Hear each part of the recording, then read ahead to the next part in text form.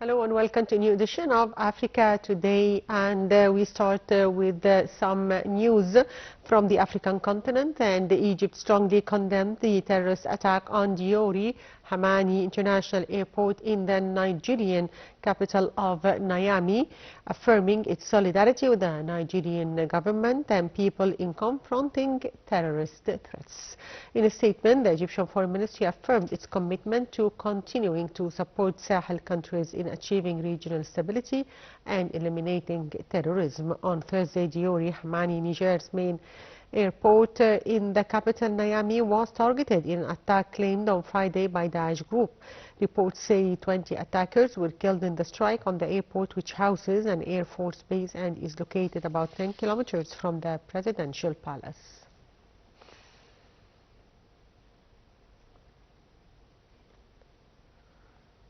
And the first passenger flight landed at Khartoum airport nearly 3 years into the war.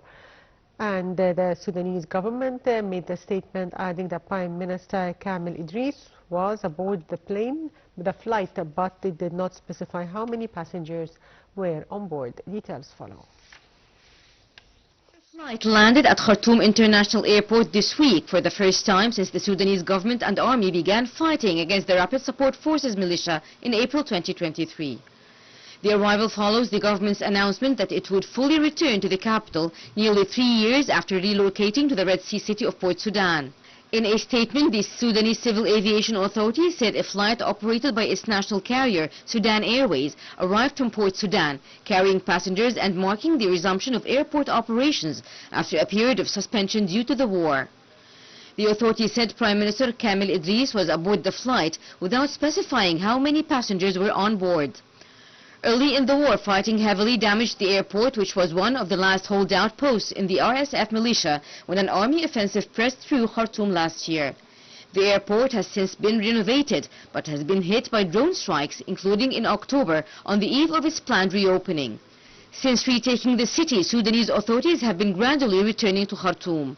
According to the United Nations, around 1.4 million people had returned to the capital by November, many finding their homes destroyed, basic services barely function. According to the United Nations, around 1.4 million people had returned to the capital by November, many finding their homes destroyed, basic services barely functioning, and neighborhoods pockmarked by makeshift graves that authorities are now working to exhume. Fighting between the Sudanese army and the RSF continues elsewhere. South of Khartoum, the RSF has pushed through the Kordofan region after dislodging the army from its last stronghold in Darfur last year.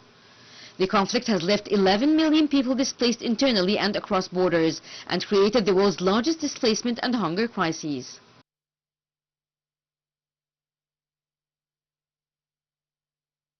And extreme flooding in southern Africa has submerged towns and killed at least 200 people. This came as scientists said climate change will make supercharged rainfall more likely in the years to come. Details follow. In Mozambique, flood victims are beginning to return home despite the damage.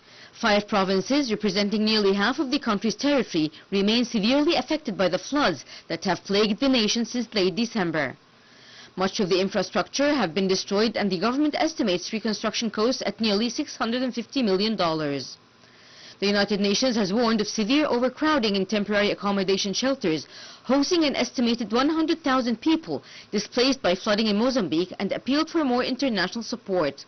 The southern African country's latest bout of flooding has claimed nearly 140 lives since October 1, according to the National Disasters Management Institute, while nearly 400,000 people have had to flee their homes. South Africa, Zambia, Malawi, Eswatini, and even Madagascar are also affected by heavy rains and floods.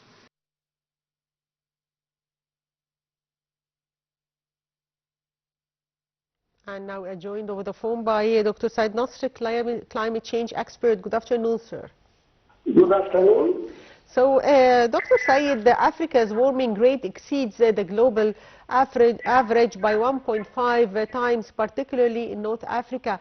What data supports this trend, and what are the projected socio-economic impacts by 2050? First of all, Africa was concerned, and from all the reports issued by the Intergovernmental Panel on Climate Change, IPCC, saying that Africa is the most continent that will be affected, highly affected by the climate change impact. And that's why even the expected impact in different regions all over the world, Africa will suffer from the most severe impact, especially Africa. Why? Because many parts of most of Africa is arid land and hot weather land. Okay? That's why the expected impact will be more severe than the other regions all over. And the impact on the socio-economic impact, of course, will be accordingly more severe than the other regions all over the world. And that's what most of the agriculture and the food production in Africa is dependent on rain-fed agriculture. And this rain-fed agriculture will be affected by the scarcity of the rain in other parts, in some parts, and also the floods in other parts. And these both are not good for the agriculture and for the farm. So, sir, also despite contributing under 4% of global emissions, sub-Saharan Africa faces disproportionate vulnerability. How do you explain that?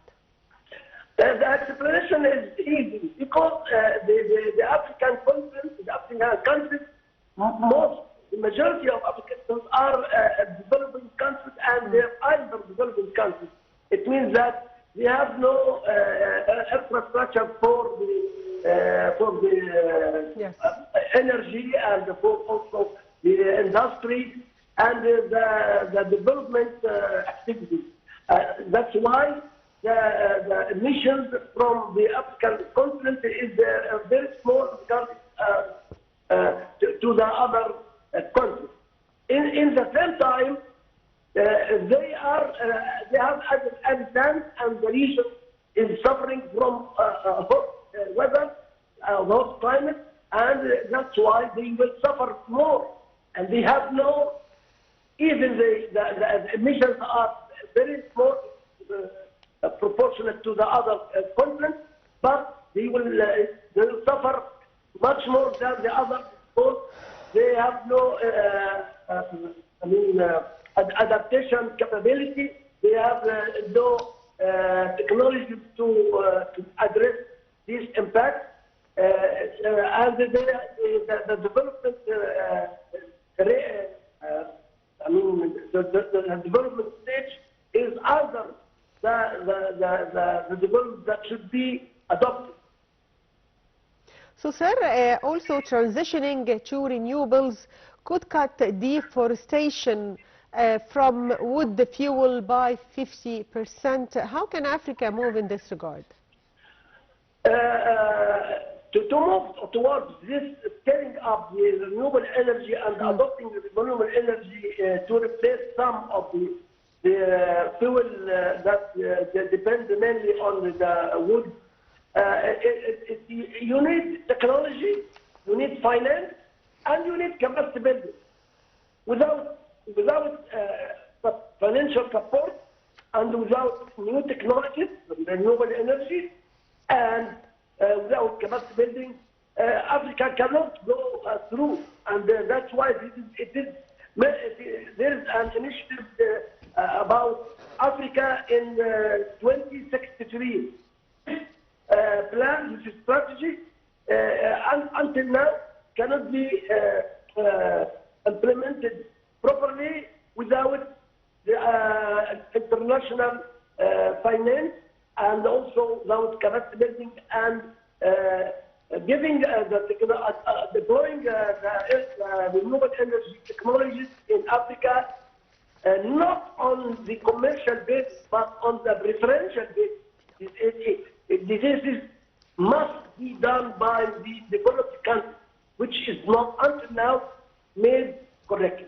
Yes, I'd like to thank you, Dr. Said Nasr, climate change expert.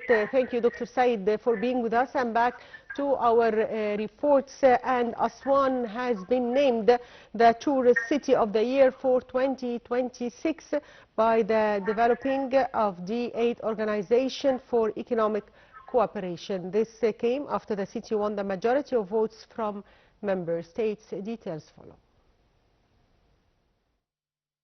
The Egyptian city of Aswan secured the title Tourist City of the Year for the second consecutive time by the Developing D8 Organization for Economic Cooperation. The city won the majority of votes from member states, following a competition against 3 other nominated cities from Azerbaijan, Iran and Pakistan. The selection followed a coordinated effort between the Egyptian Ministry of Foreign Affairs and the Ministry of Tourism and Antiquities, which submitted a comprehensive file and promotional materials detailing the city's tourism infrastructure and assets. Established in 1997, the D8 organization serves as a framework for cooperation among its members in various sectors, including tourism. The group comprises 9 countries: Egypt, Azerbaijan, Bangladesh, Iran, Indonesia, Malaysia, Nigeria, Pakistan and Turkey, with a collective population exceeding 1.2 billion people. According to the nomination file, the award reflects Aswan's historical and cultural position, as well as its status as a tourist destination. Officials expect the destination to increase tourism traffic to Egypt and Aswan from within the D8 member states.